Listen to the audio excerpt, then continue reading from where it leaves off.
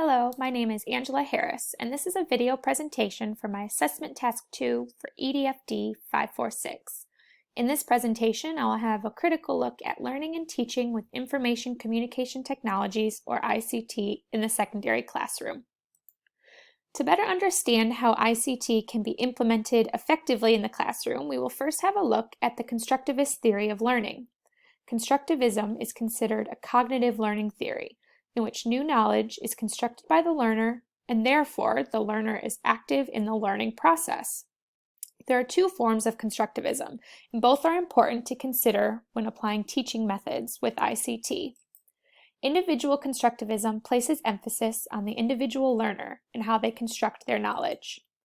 Piaget developed a theory of development that suggests children move through 4 different stages of development, beginning with infants, learning through movement and sensation, through to the final stages of abstract thoughts and metacognition.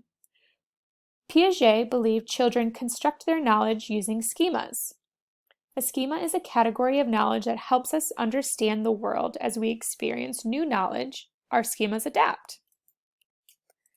By transforming, organizing, and reorganizing our schemas, we are constructing knowledge. The second form of constructivism is called social constructivism. This form places an emphasis on the social processes that result in learning. A psychologist named Lev Vygotsky believed that our learning processes are driven by social interactions with our peers, teachers, and parents, and that language is an important tool to do this. Vygotsky believed that learning occurred in our zone of proximal development. This is the area between what a student already knows and what they do not know. A technique called scaffolding is used by teachers to support students to navigate through the zone of proximal development, constructing their knowledge until support is no longer needed. Some key aspects of constructivism include that learners are active and students learn by doing. Because learning is constructed by the learner, learners can self-regulate their learning through metacognition processes. Students can plan how to approach a problem, determine appropriate strategies to solve a problem, and then monitor and self-reflect on their process of learning. And finally, social interaction with teachers and peers is important in constructing knowledge. Therefore, the knowledge that students construct is in their own social and cultural context. Now, it's also important to consider why including ICT into the classroom is important. ICT capability is a general capability in the Australian curriculum. Technological advancements are occurring at a quicker pace than ever before, and the students we are teaching will be using ICT in all aspects of their life. Also very relevant to our current times, the use of ICT has been shown to be extremely important in countries around the world for online learning due to the current global pandemic. So now we'll have a look at 3 ICT tools that are relevant for year 7 to 10 science classroom. So first I'll have a look at YouTube. It's a very useful tool in the classroom and can support constructivism learning in many ways. To begin with, there are thousands of educational videos on YouTube. Teachers can integrate these videos into their lessons, providing another format in which material is presented to students, therefore allowing further construction of knowledge. Students can also conduct their own research using YouTube, researching a topic and watching experts speak on this topic. They can also find videos of places and people that they are learning about. Recent studies have shown that use of YouTube educational videos in classrooms have shown positive educational gains for students. In addition to this, similar to what I've done with this assignment, students can create their own videos to demonstrate and share their knowledge. Students are therefore actively engaged in their own learning, and they can upload their videos to YouTube and share their learning and make comments on their peers' work. YouTube is a tool that is widely accessible. A device and internet connection is all that is needed to access. This means YouTube can be used for learning at school and at home, and students can further their research or review videos watched in class. Students can research on YouTube and find videos of topics that make sense to them and support their own learning. This encourages students' self-regulation and control in their learning and provides an opportunity for individualized learning. YouTube can be used as a scaffolding tool for students who are having difficulty understanding a topic. Providing students with videos at varying level of complexities and depth of a topic can ensure each student is reviewing information at the appropriate complexity for their own learning. Now, YouTube is a broad platform with over 1 billion hours of content uploaded, and more being uploaded each day. Majority of videos on YouTube are for entertainment purposes like music, blogs, and gaming. Furthermore, because YouTube is a social site, it can lead to cyberbullying. Anonymous comments can be made that can be inappropriate and hurtful to student well-being and safety. Because of this, a high level of opportunity of misuse of YouTube can occur in the classroom.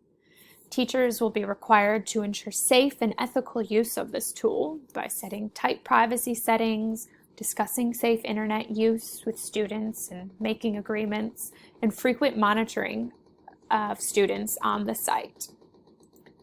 The next ICT tool I will look at is a website called PHET, or P-H-E-T, that has a variety of interactive simulations that can be downloaded and used for learning. Simulations are useful for understanding concepts and complex systems. Simulations provide students with an opportunity to actively participate in carrying out actions and receiving direct feedback on these actions. Simulations place learners in a realistic setting where they can explore and make predictions. This website contains a huge variety of simulations in science and math topics. Here's an example of a simulation I have downloaded where students can explore the greenhouse effect. Students can manipulate the amount of greenhouse gases and even build their own atmosphere. A simulation can support learning of a diverse classroom as it offers a practical application of science concepts and provides an active visual representation for students who have difficulty with verbal and written instructions. A simulation also provides opportunity for students to explore, allowing more advanced students to take their learning a step further by making and testing predictions. These simulation applications are applications that can be downloaded from the internet.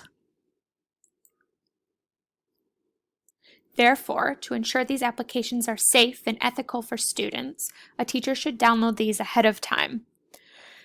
This way, they can make sure that they're safe and appropriate for the classroom.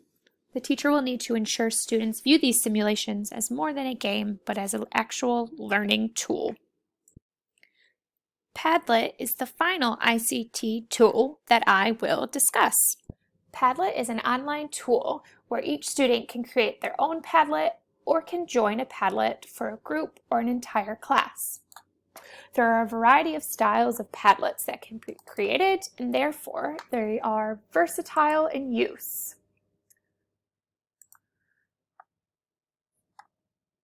Students can work together to share ideas for projects, have discussions on topics, and organize information. This ICT tool encourages collaboration and social interaction. Here, for example, is a Padlet created by a classroom where students watched a documentary on climate change and then submitted discussion topics and feedback. The information shared and discussions had between peers can be accessed by students at any time and can be added to as well. This supports diverse learners to be able to go back and revise the work and their learning. And it also offers an opportunity for students who may be too shy in the classroom to speak up, or students who think of new ideas outside of class to be able to add their input and their thoughts. Now, further to this, Padlet also has options for students to share images, videos, links, they can draw, and even do voiceovers. This provides students to share knowledge and information through means other than text, catering to a range of diverse learners. Padlet is a tool that is designed for the classroom, and overall I feel it is safe. However, because students can make comments, it's important to monitor these comments and contributions and ensure discussions are appropriate. And when students submit comments, I'll write one here, the comments can actually submit anonymously like this. Therefore, there is a risk of misuse and inappropriate comments.